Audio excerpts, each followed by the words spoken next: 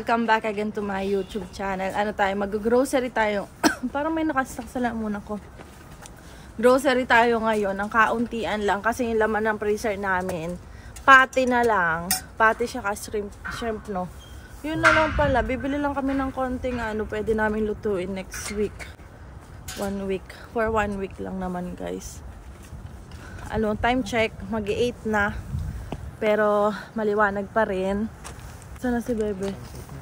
Oh, mag-sunset na daw. Ngayon, medyo malamig na kasi na talaga. Gabi na eh. No, dala namin yung aming card. Look, 26 Friday guys. Medyo late na rin kami ni Marvin mag-grocery. Kasi pagdating ko kanina, antok na antok talaga ako kasi late na kami nakauwi kagabi. Pagkadating ko, nag-idlip, umidlip lang muna ako, mga 1 hour. After 1 hour, ginising ako ni Marvin para kumain kami. Kasi kumain kami sa labas kapag kasama sa Ate Erica sa Korean food. Tinake out namin yung pamnatang na yung order namin kasi hindi naubos. So yun yung dinner namin ni Marvin kanina. Nag-share na lang kami para hindi na kami kumain ng madami. Ayun, after nun, nanood lang kami ng konti ng movie. Tapos gayak-gayak na kami kasi mag-grocery na. Hanggang 10 lang pala yung afternoon. Pero buti nga 10 eh. Kasi 9 lang yung Skyland mo. 9 PM lang yung Skyland guys. Naghihintay na kami ng bus ngayon. Ayaw namin maglakad kasi medyo malamig eh. Tumatakbo na si Marvin. Nandito na yung bus namin papuntang Al Premium guys. Let's go! Daming tao. No? Nandito na tayo. Baba na tayo guys. Excuse me, thank you. Saan tayo? Ayan. Medyo madilim na guys. So ayun guys, kanina habang naghihintay kami ni Marvin ng bus, may kasabay din kami naghihintay. Hindi natin natanong kung anong lahi niya, no? Iraqi. Ha? Taga-Iraq siya. Taga-Iraq. Taga-Iraq siya. 32 years na siya dito sa Canada. Tagal na. Medyo na siya eh, may edad na din. May edad na. Oo. So ayun nga, nag-share kasi siya sa amin, bigla siyang umimik dahil nga ang tagal daw ng bus. Ang tagal daw sa lugar namin ng bus. Kasi yung bahay lang daw nila pag may nakasasakyan, parang mga 9 minutes. 9 minutes lang daw.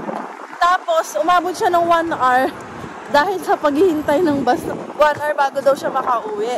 Tapos yun, nag-ask siya sa amin kung daw kami dito. Yun, sinabi namin, international student si Marvin. Tapos ako open work permit. So, nag-share din siya about sa kanya. Kasi tinanong niya kung magkano yung rent namin. Sabi namin, 1,400. Tapos sabi niya, okay na din dahil 2,000 na daw yung basement. 2,000? Oo, yung mga basement daw kasi 2,000 na. Tapos sabi niya, lucky daw siya dahil may sa kanyang gobyerno. May pabahay na mura lang yung rent niya, 400 daw hanggang ngayon. Grabe yung service. Ganda. Next time. Kasi sa next, dadalhin ko next time yung aking selfie stick. Oo. Baka malaglag yung phone ko. Dito tayo sa shortcut. So, ayun nga, nakipag-anuhan siya sa amin. Tinutulungan din nga daw niya yung mga anak niya. Kasi may isa pang nakasama sa kanya na anak. Siya yung nagbabayad lahat. Libre daw talaga as in. Tapos, pati insurance ng anak niya. Ayun nga, sa kagandahan nga, napaaral niya yung mga anak niya. 3. Oo nga, university daw mga nag-aral. Tapos yung mga nakahiwalay na sa kanya, sinasabihan niya na kumuha na daw ng mag-ipon. Tinutulungan din niya para kahit papaano. Oo, binibigay niya lahat para daw makaipon yung mga anak nila. Kasi nga, ang dami na daw umaalis dito sa Canada. Dahil nga, ang hirap din ng buhay. Pero syempre, sabi niya, di ba, parang mag-aral pa ako para makakuha ka ng trabaho. Yung sabi niya, para makakuha ng magandang trabaho. Parang ayun, makasurvive dito sa Canada dahil nga dati yung taga-alis na. Inano pa nga niya sa amin, tinanong niya kung daw kami, sabi niya, Chinese daw kami. Tapos sabi ko, mukha daw yung Chinese ni Marvin. Tapos ayun, nakakatuwa nga, napaka-supportive niya dun sa mga anak niya. Sabi dun sa anak niyang naka-anak. Parang Pilipinong bigay lahat. Oo, tinutulungan niya para daw naman hindi ganun mahirapan yung mga anak niya. At least, may makaipon sila. Siyempre, nagsisimula pa lang kasi yung anak niya eh. Diba? Yun.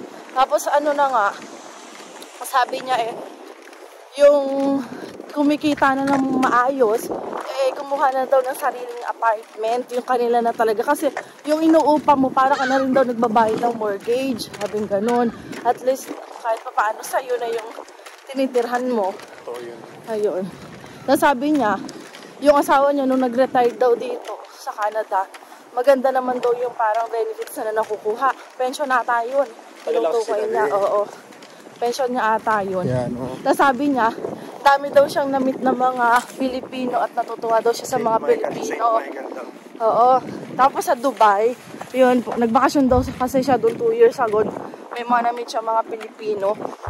Ano, sobrang babait. Tapos daw, napaka-hardworking daw. Tapos at sisipag daw mag-aral. Pagdating daw sa aral talaga daw eh. Masisipag daw mga Pilipino. Lakas ng hangin na yun. Oh, ayun. Tapos ayun, naputol din yung pag-uusap namin gawa ng dumating na rin yung bus Putang Warden Station. Tapos nung bumaba na kami sa bus, tumingin siya sa amin tapos nagpaalam. Bait! Nakakatuwa. So ito yung gym, pero hindi dyan kami nag-gym. Doon kami nag-gym sa Victoria. Yung sa atin eh. Mas malaki ba dyan? Lawak yan. Parang ganun din naman eh. Hala, oo nga, 988 tos pang 3 piraso guys. Tingnan natin kung kailan ang expiration para bumili tayo. Mapadala din natin pag uwi nila Mama Aida. Spam na naman. Ayan, pasok na muna tayo guys. At malamig talaga. Ihabilin muna namin tong cart namin. Kailan ang expiration? Spam mo. Okay, naka-sale guys. 988. Kasi pag nagsasale yan sa Skyland, 11. Oh, kuha ka, dali.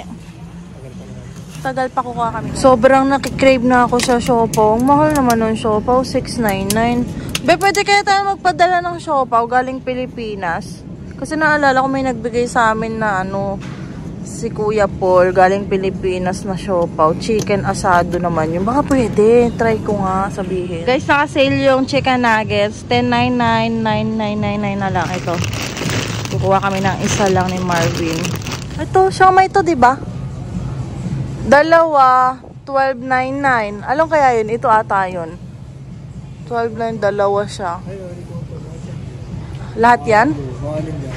Uy, siomai. Gusto ko lang yung siomai. Ay ako nung ano. Ay, ito. Siomai din to eh. Masarap kaya to. Pork siomai. Pandesal guys, naka-sale. Kunin na natin. Ano, masarap yan sa egg. Kuha tayo ng egg. Wala na rin kaming egg. Isa ba, dalawa? Isa na lang. Baka hindi pa natin maubos eh. Dalawa lang tayo. Kukuha kami ng dalawa nito. Ang paborito ko to. Sabi ni Marvin, ako lang daw umuubos. Guys, kukuha tayo ng beef kasi nag-request si Marvin ng gyudon. Gagawa tayo. Konti lang daw i-grocery pero ang dami na. Diyos ko, day. Tara, gulay, prutas. Saka na yung ribs. Baka hindi na magkasya sa freezer natin eh. May gustong itry si Marvin guys. Kasi ito. Ano yan be? 499. Ito. Gusto daw niya to. Gusto niya kasi laging nagsasalad-salad na. Para daw at least daw eh. Totsal. Nakaganyan na. Parang dati lang sa... hati-hati lang tayo eh. Lansones ba to? Miss ko na yung lansones. Ang mahal naman ito. Hindi ko kaya. Mahal. Guys, kukuha ko ng blackberries kasi naka-sale siya. Dito ko lang to natikman sa Canada. Tapos nasarapan ako. So, kuha tayo. Pili lang tayo nung wala masyadong sira. Ah? Kumuha rin si Marvin ng saging, guys. Kumuha si Marvin ng kiat-kiat ko. Sabi niya, may langka daw sa bahay nung last grocery pa namin yan. Tagal-tagal na. First week pa ata. Or katapusan pa ng ano, ng April. Kinain ko na eh. Hindi ka naman kumakain nun eh. Ha? Ayan, bundak. Gusto ko niyan, be. Mahal dito yung ano, buldak. 899. Sa Skyland kasi 799 lang eh. Hindi muna kami bibili. Pansit kanto na lang kinuha namin dalawa, guys. Puno na. May ketchup pa ako doon sa bahay. Mang Tomas. Hindi ko alam. Ikaw gumagamit ng Mang Tomas eh. Kukuha kami ng cornstarch, guys. Chinese. Eh, sim lang naman eh. Hindi Hindi namin maalala kung ano yung cornstarch na ginagamit namin sa bahay. Basta cornstarch. Pwede na yan. Ayan na yung sesame oil tsaka sesame seeds. Ang tagal ko bago makakita. Grabe. Gagawa tayong bulgogi. Ayan na. Ayusin na natin yung atin. Sana kasya lahat. Hindi kasya lahat. Bit-bitin ko na lang yung iba, be. Ayan guys. Si Marvin ang nagbibit-bit ng egg. Dalawa yun. Tapos yung gulay. Ako na nagbit-bit ng cart kasi mas madali siyang bit-bitin kaysa yung doon bit-bitin ko at mabigat. Mabasag ko pa. Mas madali pag nakakart lang ako. 142 yung binayaran namin. Ang laki. Pero ang dami na to eh. Ang dami na pala natin grocery. Okay na yun para hindi na kami magbabalik-balik. Balak sana namin for 1 week lang eh. Okay. Let's go home na.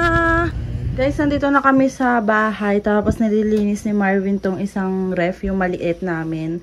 Diyan namin ilalagay yung mga prutas. Tapos dito kasi yung mga frozen. Tapos dito yung mga ulam na niluluto ko. So, ayun. Ayusin na natin yung mga grocery namin ni Marvin. Ayan guys, nagkasya naman lahat ng mga ipo-frozen namin. Tapos yan yung patty, yung chicken nuggets, tapos yung chicken na legs tsaka wings. Nandiyan sa ilalim. Tapos dito ko nilagay yung longganisa namin. Hot pala to. Hot longganisa yung nakuha. Hindi yung sweet gagi. Sige, okay lang. Tapos yung beef. Tapos ito yung mga frozen namin. Yan. Okay na. Guys, tapos na kami maglinis ni Marvin. Bali, nag-vacuum ako. Si Marvin sa ref, yung mga ref. Pinaglilinis niya. Naglinis din ako ng washroom. Kasi medyo na din, madumi na. Bukas kasi hindi kami makakapaglinis si Marvin dahil may trabaho kami parehas. Tapos diretso kami sa anniversary ng ng company namin. Tapos itong bukas pala pagkagising ko din maglo-laundry na ako dahil wala na rin kaming time.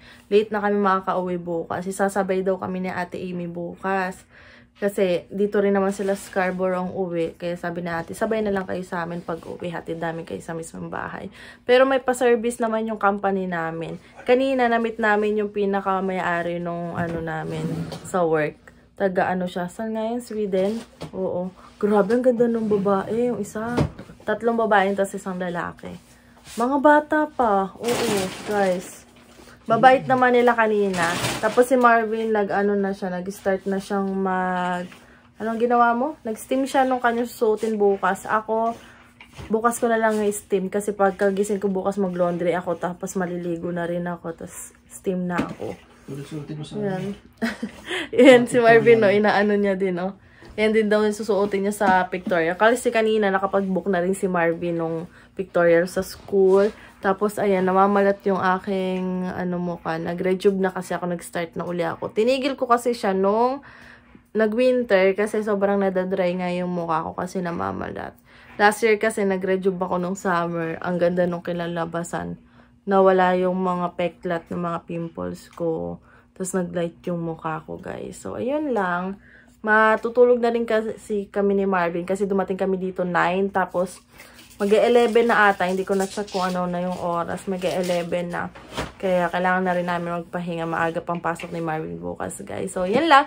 Don't forget to like and subscribe sa YouTube channel ko. Pati na rin po yung Facebook page ko na Crystal in Canada. Tapos, yung aking TikTok account na Crystal Herrera. Bye-bye!